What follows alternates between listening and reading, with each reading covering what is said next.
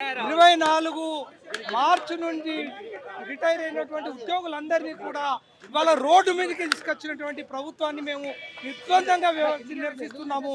ఇవాళ రాష్ట్ర వ్యాప్తంగా సుమారు 50 మంది పెన్షన్దారులు పెన్షన్ బకాయిలు అందలేక తాము దాచుకున్నటువంటి డబ్బు ప్రభుత్వం చెల్లించకపోవడం వల్ల హాస్పిటల్తో పడి తమ తమ యొక్క అవసరాలు నెరవేర్చుకోలేక ఇవాళ చనిపోయినటువంటి సందర్భం.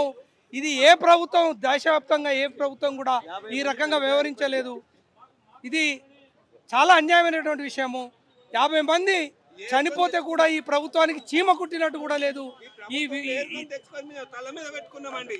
ఈ ప్రభుత్వాన్ని ఏదో చేస్తుంది, మాకు మా హామీలు నెరవేరుస్తారని అంతకంటే ఎక్కువ అధ్వానంగా చేస్తుంది. మమ్మల్ని ఏరుకోరి తెచ్చుకొని మమ్మల్ని చేస్తున్నది. ఇవాళ మేము దాచుకున్న డబ్బులు కూడా కనీసం ఇవ్వడానికి వాళ్ళు ముందుకు రావడం లేదు. ప్రభుత్వం ఒకవైపు విలాసవంతమైనటువంటి ఖర్చులు చేసుకుంటున్నారు. కానీ మాకు బాగున్నప్పుడు 1.5 year అవుతుంది సార్ రిటైర్మెంట్ అయిపోయి, డబ్బులు లేవు సార్. Commercial taxes. నేను డిగ్రీ కాలేజీలో లెక్చరర్ అండి.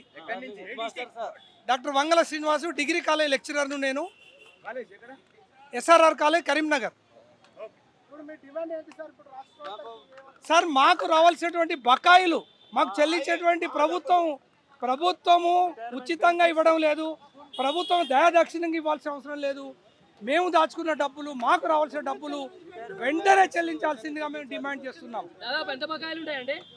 ఇవాళ ప్రతి నెల దాదాపు 700 మంది రిటైర్ అవుతున్నారు.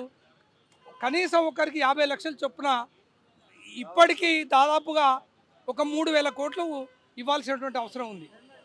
నెలకు 700 కోట్లు మాత్రమే ఇస్తున్నారు.